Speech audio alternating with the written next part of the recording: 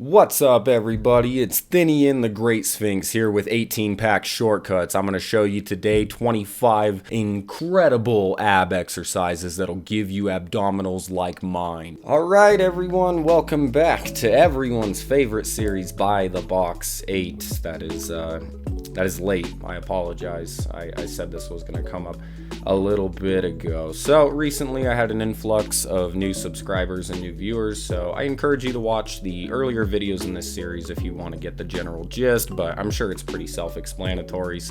And real quick, I just gotta plug my Discord. Just made the Discord. It's been a lot of fun so far. We have some goofs and gaffs and shenanigans over there, so if you want to join the channel's Discord, I will leave a link in the description and in the comments. So in Gold Sphere, which is my cream of the crop category for the cards that are really good right now, and that's kind of the thing, is like I'll talk about cards that have been historically good, but mostly the categories are going to revolve around cards that are either good right now, are future-proofed, or were good before and have potential to be good again. So we're going to start with probably the second most played card in Duel Links history behind Sphere Karibo, and that's Cosmic Cyclone. Before Mystical Space Typhoon, I mean, this was far and away the best spell and trap removal card that we had. It was a staple in almost every single deck, unless it was a more control-centered deck. Very simple effect: pay 1,000 life points and then target a spell or trap on the field and banish it. So what's so great about this card is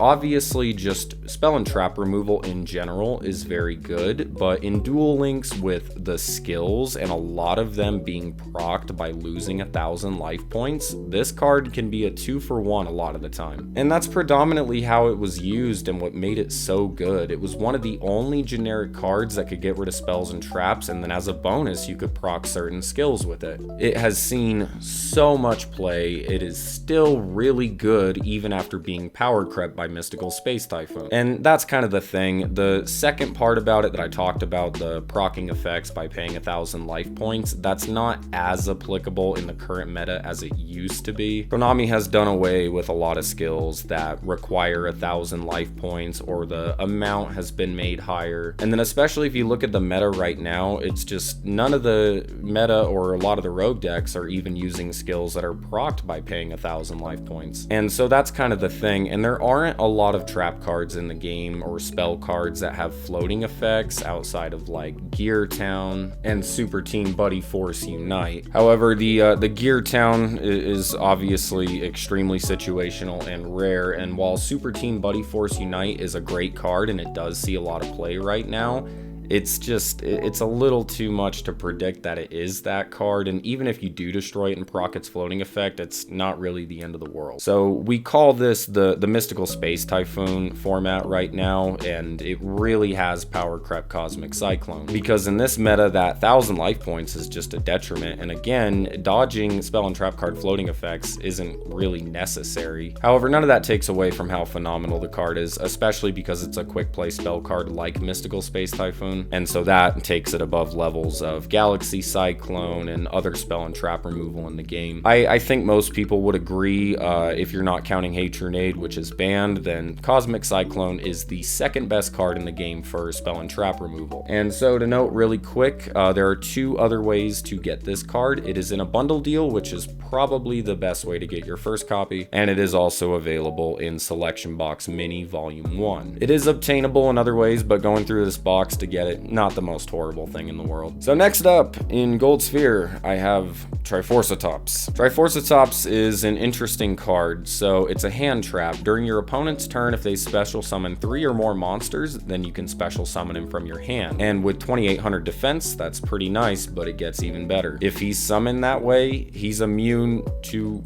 everything. Everything. Nothing can affect him. But then he does lose 500 defense during each player's standby phase. Currently, this card sees a healthy amount of play in Thunder Dragons, and before Thunder Dragons received some of their nerfs, it was seeing a lot more play in Thunder Dragons, which if you remember the Onimat format, then this card was phenomenal, especially against decks like Onimat and especially Resonators. Basically decks that needed to special summon multiple times to either break a board or to build up a board, and it was just completely necessary every time. And not to mention, it's a dark type, and it's also level 6. So this helps Thunder Dragons use Dragonhawk's effect to revive a Thunder Dragon Roar to go into rank 6 Exceeds, which there's quite a few good ones like Constellar Polydemy M7, and of course Photon Strike Balancer. And the thing is like, you know, the card isn't played as much as it used to be like a few months ago, but I think it has potential to see even more play. It's kind of an overlooked and underrated hand trap, and I definitely think it's good enough to be in Gold Sphere. Is it one of the better hand traps in the game compared to like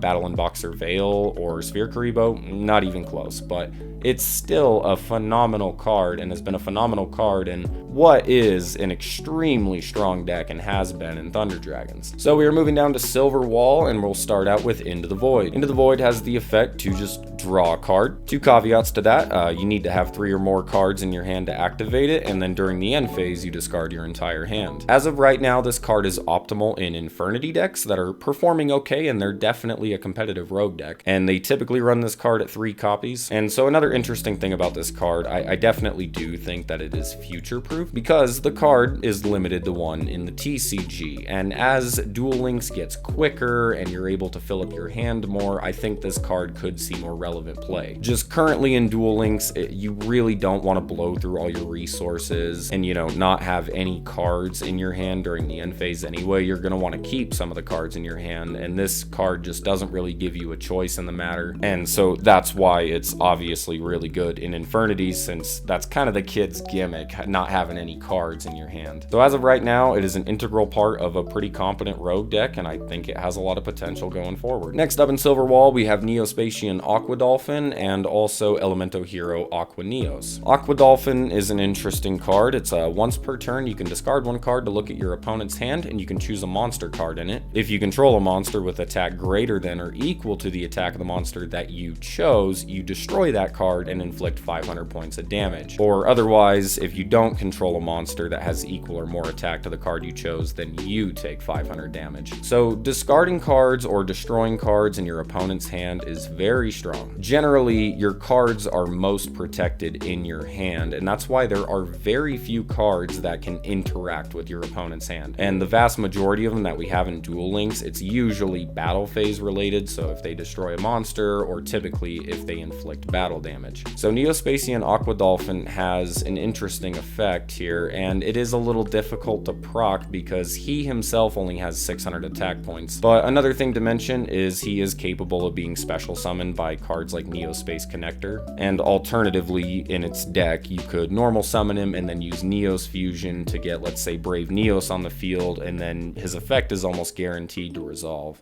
And then his fusion monster isn't too different, so his effect is just to discard a card to destroy a random card in your opponent's hand. So discarding a card can be a rough cost sometimes, especially in hero decks that don't really want to part ways with cards all the time. However, once again, destroying a card in your opponent's hand is extremely strong. You can take out maybe a combo starter like Harpy Channeler, for instance, if you summon this card going first. And then if you're able to use cards that you can maybe benefit from discarding, like Bacon Saver, then this card just becomes like straight advantage. And like, honestly, this card is really good, and it sees success in hero decks and Neos decks that still see play to this day. And these Neos decks, they kind of fly under the radar, but they are very capable of getting King of Games, and they always run Aqua Neos, and he's a phenomenal turn 1 play. So what keeps him and Aqua Dolphin from Gold Sphere is they are inconsistent and a little situational, and you don't always want to discard that card, and so on and so forth. And you can't use them in every deck, of course, like Cosmic Cyclone, for example. So situational, kind of inconsistent, but very strong effects. But I should also mention, with both of these cards, they are available in the Neos Fusion structure deck, which you will need to go through if you want Neos Fusion. So I'll say it right now, that is definitely the best way to get both of these cards. Moving down to Bronze Weapon, I really only have one, and that's Impenetrable Attack. So during the battle phase, you can activate one of its 2 effects. You can target a monster on the field, and it cannot be destroyed by battle or by card effects during the battle phase, or you take no battle damage during this battle phase. So of course, you might be thinking right away, it's similar to Hollowed Life Barrier or cards that we don't have like Threatening Roar or Wabaku. But the problem with it is that first caveat, during the battle phase. So the effect is really good to not take any battle damage, but the fact that it needs to be activated in the battle phase makes it significantly slower than something like Hollowed Life Barrier. And that is to say, your opponent has an entire main phase where this card is dead on the field that they can easily get rid of it with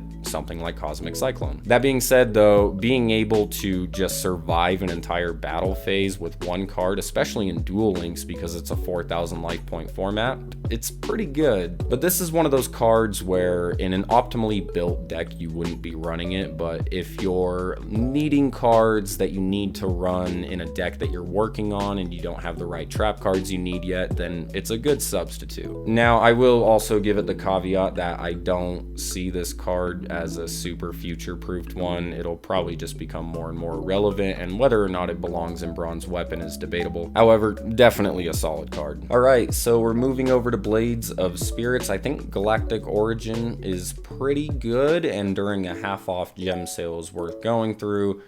In Blades of Spirit, it has the difficult job of living up to the last mini box, which is far and away the best one I've talked about so far. And just to say it, it's not bad, but yeah, it's definitely not on that level. So in Gold Sphere, I have one card, and that's Powerful Rebirth. Powerful Rebirth has the effect to target a level 4 or lower monster in your graveyard, special summon it, you increase its level by 1 and its attack and defense by 100, and then if it's destroyed, this card is destroyed. It is a continuous trap card. This card is currently seeing a lot of play in Magnet Warriors, which is a very good and successful deck in the meta right now. It doesn't see a tremendous amount of play outside of Magnet Warriors, but the fact that it's a very good trap card and one of the best decks in the game right now is kind of the biggest thing that puts it up into Gold Sphere. But another factor going for it is just its effect. Just summoning any monster from the graveyard is just really good. Now, of course, it's a trap card, so it is slower, but there's also benefits to the effect of increasing its level by 1. So like if you were to revive a level 3 monster, it would become level 4, and then you have a material for what is the most common rank to go into. That, or you could use some gimmicky synchro plays with it. There's a lot of things that you can do with this card. It really is good. But to note, it is available in the King's Resonance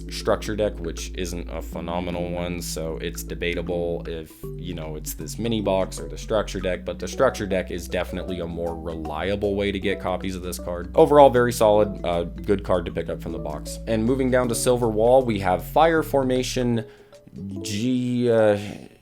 yeah, whatever. Has the effect to target a set spell and trap card on the field, and then your opponent cannot respond to this card with that card, and then while this card is face up on the field, it just can't be activated, and then all Beast Warrior type monsters gain 100 attack. That last effect is a consistent one in all of the Fire Formation continuous spell cards, but its first effect it's pretty good, just locking down a spell or trap card. It's kind of been power crept, and it really only sees play in the archetype decks, so Fire Formation decks. But even then, it is kind of debatable if it's worth running over certain cards. But essentially, it's a Night Beam that stays on the field, but also prevents the other card from being activated and kind of just makes it sit on the field as a dead card. So you can make the argument that in some ways it's better than Night Beam, but at the same time, it's also sitting in your spell and trap card zone. So you're taking one away from your opponent, but you're also taking one away from yourself, and the fact that it only does something on its activation isn't super great. And if you were to stack it up against Fire Formation 10 key, it is nowhere near as good as that card. But solid, still sees play, sees a lot of play in its archetype. You know, it's worth being in Silver Wall in my opinion. And then lastly in Silver Wall, I have Parallel Twister. Has the effect to send one other spell and trap card to the graveyard that you control and then target one card on the field and destroy it. As of right now, this card is seeing a huge amount of play in Noble Knights. And the synergy with it is the Noble Knight equipped spells can just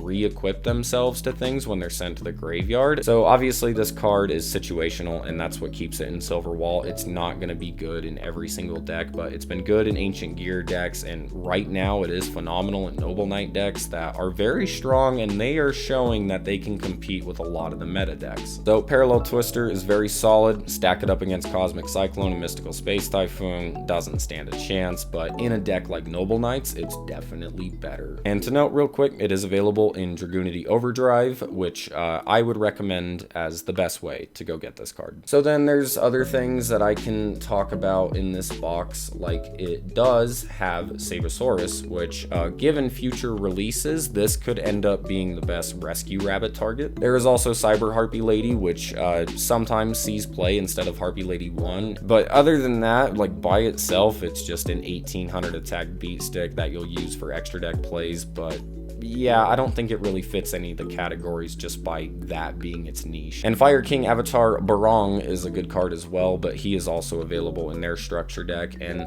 I've kind of had that thing with Fire Kings where I don't really want to talk about him because it's not really like Parallel Twister, because like you can get almost the entirety of the Fire King deck from that box. So to say that that is the way better way of getting this card is just like such an understatement that like I don't even want to talk about it. Like if you're trying to build Fire Kings, like just don't even give this box a second glance. And so that's going to do it for Buy the Box episode 8. I apologize for how late this episode was, but I appreciate you guys watching, and I will see you in the next video.